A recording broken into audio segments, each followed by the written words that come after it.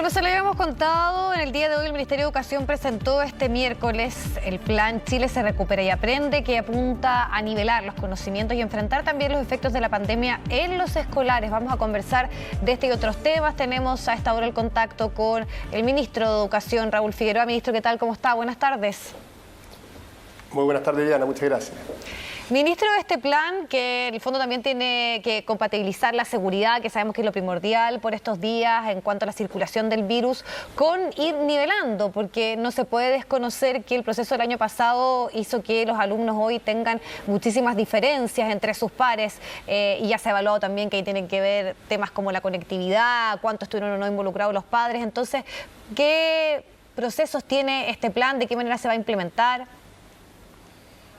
Sí, este plan que hoy día le presentamos al Consejo Asesor nace de un diagnóstico que es un diagnóstico duro y dice relación con los efectos de la pandemia en el sistema educativo, que la evidencia que ya tenemos en nuestro país y que coincide con la evidencia internacional muestran cómo los aprendizajes durante el año 2020 se vieron deteriorados, afectando particularmente a los alumnos más vulnerables, y cómo también el desarrollo socioemocional de los jóvenes se vio perjudicado durante ese periodo.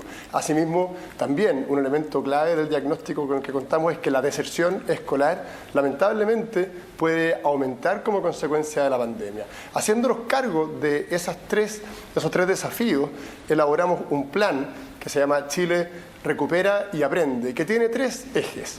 Primero, la recuperación y nivelación de aprendizajes. Segundo, el bienestar socioemocional de los niños y jóvenes. Y tercero, la retención y la reinserción de los alumnos al sistema educativo. Esto es hacerse cargo de la deserción escolar. Cada uno de estos ejes cuenta con apoyos concretos del Ministerio de Educación a los establecimientos educacionales, particularmente a los profesores, para poder colaborar en este proceso durante el año escolar 2021, que es un año que tiene que ser diferente al 2020 y que también será muy desafiante. Sí, y en ese sentido, ¿qué significa el apoyo y el respaldo que entrega UNICEF a este programa y además también a que se retorne a la presencialidad? Bueno, UNICEF es parte integrante del Consejo Asesor Abramos las Escuelas y ha tomado un rol muy importante no solo en Chile, sino que en todo el mundo. La semana pasada, UNICEF a nivel mundial y con un particular foco en Latinoamérica, lanzó una campaña que le pide a los gobiernos que la apertura de las escuelas sea una prioridad. Es importante esto que hace UNICEF porque lo hace considerando la evidencia que han recogido a lo largo de todo el mundo, con un particular foco en el bienestar de los niños y de los jóvenes, que es la dedicación específica de esa organización. Lo que han visto en UNICEF es que la prolongada suspensión de clases presenciales tiene lamentablemente efectos negativos, no solo en los aprendizajes, sino también en el desarrollo socioemocional e incluso en la salud física y mental de los niños. Y para poder mitigar al máximo esos efectos, la presencialidad, el permitir que los estudiantes se vuelvan a encontrar en una sala de clase, es considerado por UNICEF como una acción primordial. Y por lo mismo, ministro, ¿hay una cifra clara respecto a cuántos colegios han tenido que cerrar o se ha tomado algún tipo de protocolo respecto a los casos de COVID? Porque las cifras son bien distintas. Una de las que dice el Colegio de Profesores, primeramente se habló de 50, usted ahora corrige y dice que son 30. ¿Cuál es la cifra oficial? Sí, es bien importante esto, Viviana, porque así como existen protocolos exigentes para organizar los establecimientos y permitir abrirlos de manera segura, existen protocolos de actuación para el evento que se identifiquen casos sospechosos o casos confirmados de COVID. En ese evento, los protocolos señalan qué es lo que deben hacer los establecimientos educacionales para evitar que se produzcan brotes en los colegios. De hecho, no se ha generado ningún brote de COVID en los establecimientos educacionales precisamente porque se han aplicado estos protocolos. Y las cifras son las siguientes. Tenemos 3.090 colegios que han abierto, 2.200 jardines infantiles, es decir, más de 5.000 establecimientos que ya están operando. De ellos, 30 establecimientos han debido suspender sus clases presenciales por aplicación de estos protocolos. Y otros lo que han hecho es, aplicando estrictamente estos protocolos, suspender las clases para un grupo de alumnos, para un curso, para un nivel. Por lo tanto, lo que hemos visto es que los protocolos se han aplicado. Creo que es muy importante insistir en que el hecho de que estos protocolos se apliquen es positivo. Da cuenta precisamente de que existen una serie de controles que apuntan a darle la máxima seguridad a este retorno a clase. ¿Sí? Sí, no, para ser bien claro en el tema de la cifra, entonces 30 sería la suspensión total del colegio y 50 cuando hay un curso, por ejemplo, que se ha tomado una medida por la diferencia en lo que planteó hace algunos días atrás y la cifra entregada recientemente, hablar de 30 y primero habíamos escuchado que eran 50. Claro, en esos 50 se tomaron medidas de distinta categoría, dependiendo de la situación de cada establecimiento. Y como le digo, esas medidas pasan por, obviamente la más básica, aislar a las personas que están con casos sospechosos, con síntomas. De ahí a eventualmente suspender una sala de clases por un tiempo, suspender un nivel y la medida más extrema, suspender las actividades de todo el establecimiento. Eso ha ocurrido en 30 oportunidades. Ahora, el Colegio de Profesores insiste en una paralización, en la suspensión total, ¿sí? Sí, y es bien importante, estamos hablando del 1% de los establecimientos que han abierto sus puertas. Por lo tanto, es una situación acotada, que insisto, es positiva desde el punto de vista que da cuenta de una adecuada implementación de los protocolos. Ministro, pero lo que plantea el Colegio de Profesores son otros datos y además insisten en que, y algo que no se puede desconocer en este momento, que estamos en una situación nuevamente bien compleja en cuanto a nivel de contagio, una positividad que llega a un 11%, un sistema hospitalario que está hasta el tope, y ellos dicen, no están las condiciones para la presencialidad, y vuelven a insistir, hoy lo hacen junto a otros gremios en que deben suspenderse las clases. ¿Cómo recogen ustedes como Mineduc esta insistencia por parte del gremio? No, creemos que en esta materia es muy importante recoger la evidencia, escuchar la voz de quienes han trabajado para hacer posible una recuperación del sistema educativo, como UNICEF, como la UNESCO, como la Organización Mundial de la Salud, como la ONU, como el Colegio Médico, como la Sociedad Chilena de Pediatría, solo por citar algunas entidades que han insistido en lo importante que es hacer el esfuerzo para abrir las escuelas de manera segura.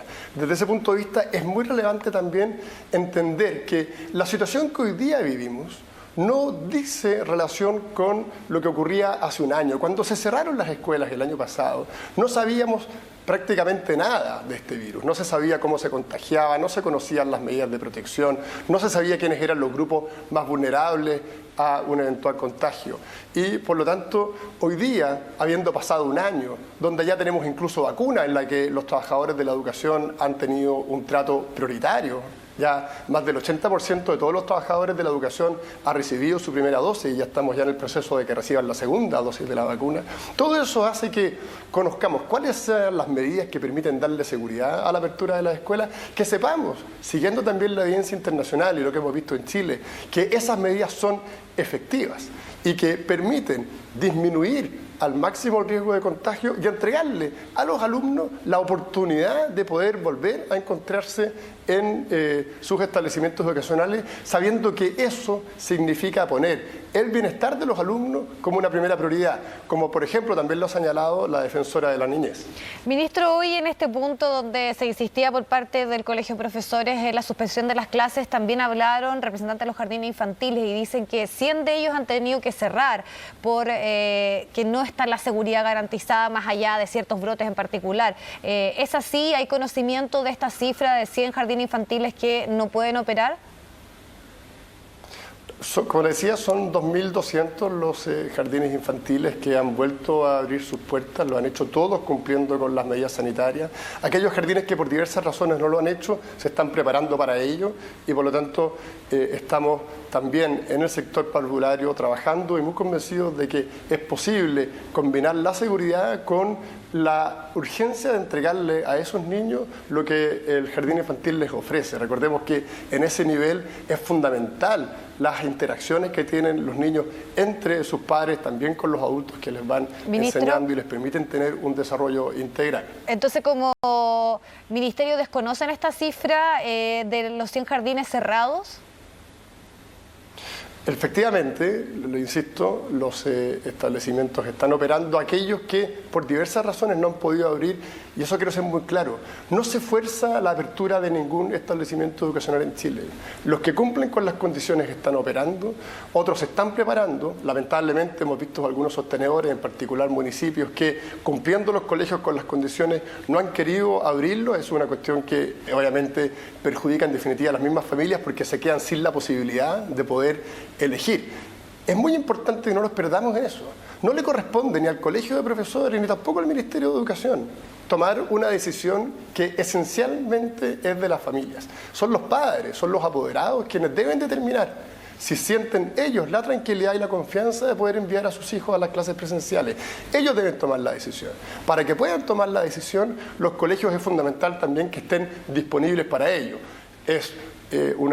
Sería muy paradójico decirle a los padres que pueden elegir y por otro lado no darles la oportunidad de tomar esa decisión. Ministro, ¿y en qué relación están ahora con el Colegio de Profesores? Porque podríamos decir que las posturas son bien diametrales. Desde la fase 2 se puede ir a los colegios y eso es lo que se ha respaldado por parte del gobierno y ellos insisten que recién a partir de la 4. Entonces, ¿se están en conversaciones? Porque al final esta disputa sigue latente y está el interés de la comunidad, pero también un contexto complejo, como yo decía, en cuanto a las cifras, a los contagios. Entonces, ¿se está en una buena relación? ¿Se está en la búsqueda de acuerdos o están congeladas las relaciones con el Colegio de Profesores? No, nosotros tenemos una muy directa relación con el Colegio de Profesores. Ellos han tenido una postura algo ambivalente en esta materia. Recordemos que hace 2 semanas atrás, en una reunión con el presidente de la República, el propio presidente del Colegio de Profesores fue muy claro en decir que las clases presenciales son irreemplazables, que es importante hacer los esfuerzos para de manera segura poder recuperar las clases presenciales, que es importante la participación de la comunidad, cuestiones todas en las que estamos muy de acuerdo y que se siguen promoviendo. La fase en la que los colegios pueden abrir es una determinación sanitaria que obviamente excede las competencias del Colegio de Profesores. Corresponde a la autoridad sanitaria, al Ministerio de Salud, con los criterios que en el Ministerio de Salud se consideran para ello. La autoridad sanitaria ha determinado que desde la fase 2 en adelante los colegios pueden efectivamente funcionar. Y bajo esa lógica, le insisto, UNICEF, UNESCO, el Colegio Médico, la Sociedad Chilena de Pediatría, la Defensora de la Niñez, solo por citar algunas entidades relevantes a nivel internacional y en Chile, están también colaborando para que la apertura de los establecimientos sea posible. Yo me imagino que ustedes han visto las imágenes de los niños que han tenido la oportunidad de ir a clase, la felicidad que tienen de manera segura, combinando y aplicando los protocolos sanitarios, poder volver a encontrarse con su comunidad educativa. Ese es el trabajo que estamos haciendo entre todos y ahí hay que poner un foco muy relevante. Sí, y como eso es importante y toda la evidencia también lo constata, hay otros países, y esto lo quiero además también extender a que algunos planteen que debe haber una revisión de las distintas fases del plan paso a paso, porque si bien los colegios abren, también pueden estar abiertos en algunas comunas gimnasios, restaurantes, casinos. Entonces hay algunas dudas respecto a qué darle prioridad. Hay países como Alemania, por ejemplo, que ponen foco en la educación entendiendo lo importante que es y es lo primero que puede abrir, pero también hay otras áreas, los centros comerciales, por ejemplo, que se cierran. Entonces debiese haber una evaluación porque uno entiende que lo de la educación es sustancial, es primordial, pero también cuando hay otros aspectos que están abiertos, de alguna manera también influye la circulación del virus y eso tampoco se puede desconocer. A ver, las medidas sanitarias no le corresponde al Ministerio de Educación decidir cuáles son las más efectivas. Y desde ese punto de vista, nuestra labor es tomar todas las medidas para que, en la medida que los colegios vayan abriendo, se tomen ahí todas las precauciones, todos los cuidados para hacerlo de manera segura. Si otras actividades están operando y en qué fase deben operar esas otras actividades, le corresponde, como lo ha hecho efectivamente, a la autoridad sanitaria ir tomando esas decisiones. Lo que sí es muy interesante lo que usted plantea, Viviana, en el sentido de que existe hoy día un consenso mundial que los colegios deben y pueden estar abiertos. De hecho, lo mismo está pasando en Latinoamérica, Argentina, Colombia, Uruguay, están haciendo ese mismo esfuerzo. Si el año pasado se contaban los países que estaban abriendo, hoy día se cuentan por pocos los países que tienen sus sistemas Ministro, y por lo mismo, educativos ¿usted cerrados. esperaría que Son hubiera del una orden de priorización de la 24 países actividad los que tienen. escolar por sobre otras? A mí, más que priorizar una actividad por sobre otra, me interesa muchísimo que el sistema educativo tenga la posibilidad de funcionar de manera segura, y eso es lo que hoy día está ocurriendo en nuestro país. Ministro, le agradecemos el tiempo para conversar del tema. Que esté muy bien. Buenas tardes. Muchas gracias. Hasta luego.